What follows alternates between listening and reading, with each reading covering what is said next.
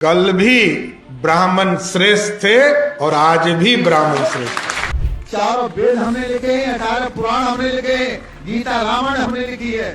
तुमने तो सीता चुराई थी बस। उस समय के कुछ प्रकार के जो ब्राह्मण और पंडित थे, उन्हें गलत बातों के कारण हिंदू धर्म का बहुत नुकसान किया। यूजीसी के मामले पर पूरे देश में हिंदू आपस में ही लड़ते हुए दिखाई दे रहे हैं। सनातन और हिंदुत्व के नाम पर एकजुट रहने का नारा उछालने वाले नेता और धर्म के ठेकेदार अब यूजीसी के मुद्दे पर मौन बैठे हैं। वो यूजीसी पर सवर्णों का समर्थन करने से कतरा रहे हैं। इस मामले पर सबसे ज्यादा टारगेट ब्राह्मणों को किया जा रहा है।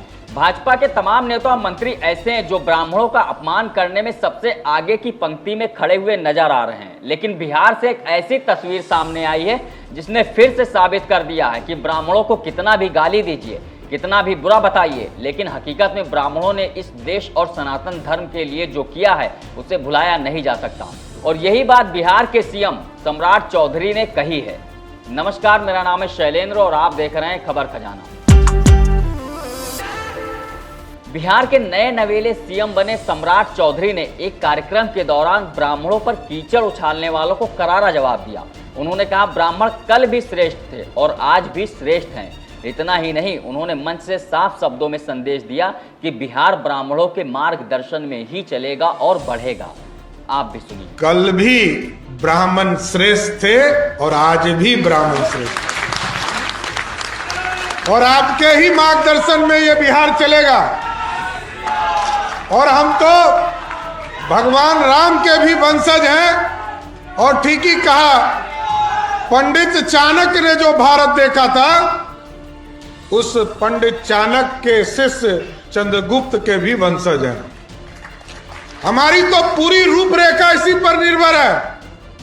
हम तो बिना आपके दाएं बाएं भी नहीं कर सकते, इतना स्पष्ट है। ये बातें उन्नाव से भाजपा सांसद साक्षी महाराज को भी सुननी चाहिए, क्योंकि उन्हें ब्राह्मण चोर और हत्यारा नजर आते हैं। वो ऊंचे ऊंचे मंचों से ब्राह्मण का अपमान करने में जरा भी नहीं पीछे हटते हैं। उन्हें कभी चोर बता देते हैं तो कभी हत्यारा। साक्षी महाराज को सुनिए। और अभी तो आपको पता नहीं, 4 वेद हमने लिखे हैं। भैया, हिंदुस्तान का बड़े से बड़ा विद्वान मुझसे 60 साल कर्म करने को तैयार हूँ। 4 वेद हमने लिखे हैं, 18 पुराण हमने लिखे हैं, गीता रामायण हमने लिखी है। तुमने तो सीता चुराई थी बस। दरअसल साक्षी महाराज को वोट बैंक की राजनीति करनी है, इसलिए वो ब्राह्मण, ठाकुर, दलित, वैश्य और पिछड़ा का राग अलाप रहे हैं, क्योंकि उन्हें लगता है कि ऐसा करने से वो दूसरे वर्ग को वोट बैंक में कन्वर्ट कर अपने पाले में खींच लेंगे। लेकिन शायद उन्हें यह नहीं पता कि अगर सवर्ण समुदाय भाजपा से नाराज हो गया तो जीत दूर की कौड़ी नजर आएगी। बीते दिनों साक्षी महाराज के ब्राह्मणों पर दिए गए बयान पर भाजपा एमएलसी देवेंद्र सिंह ने जबरदस्त नाराजगी जाहिर की थी। उन्होंने साक्षी महाराज को पत्र लिखकर ब्राह्मणों का इतिहास उनके सामने रख दिया था और कहा था कि साक्षी महाराज जी, आप अपने पूर्वजों की तारीफ करिए, ये अच्छी बात है। आपके पूर्वज हमारे लिए भी पूजनीय हैं, लेकिन पूरे ब्राह्मण समाज को गाली देना, अपशब्द कहना, यह कतई बर्दाश्त नहीं होगा। सिर्फ साक्षी महाराज ही ब्राह्मणों का अपमान नहीं कर रहे हैं, बल्कि इस लाइन में केंद्रीय परिवहन मंत्री नितिन गडकरी भी खड़े हुए दिखाई दे रहे हैं। उन्होंने हाल ही में एक कार्यक्रम में ब्राह्मणों को लेकर विवादित बयान दिया था। उन्होंने एक कहानी सुनाते हुए कहा कि इस देश में हिंदू धर्म का नुकसान अगर किसी ने सबसे ज्यादा किया है तो वो इस देश का ब्राह्मण है। कुछ पंडितों ने उस समय के कुछ प्रकार के जो ब्राह्मण और पंडित थे, उन्हें गलत बातों के कारण हिंदू धर्म का बहुत नुकसान किया। छुआछूत, अस्पृश्यता, जातीयता कहीं नहीं थी। ना है, हम मानते हैं, हम यही मानते हैं कि कोई भी व्यक्ति उसकी जात, पंथ, धर्म, भाषा और सेक्स से नहीं, गुणों से बड़ा है। अब ऐसे में इन नेताओं को सम्राट चौधरी, देवेंद्र सिंह जैसे नेता आईना दिखाने का काम कर रहे हैं और बता रहे हैं कि किसी के गलत बयान देने या फिर ब्राह्मणों पर ओछी टिप्पणी करने से उनका इतिहास खत्म नहीं हो जाएगा, क्योंकि ब्राह्मणों ने देश के लिए जो किया उसे पूरी दुनिया जानती है।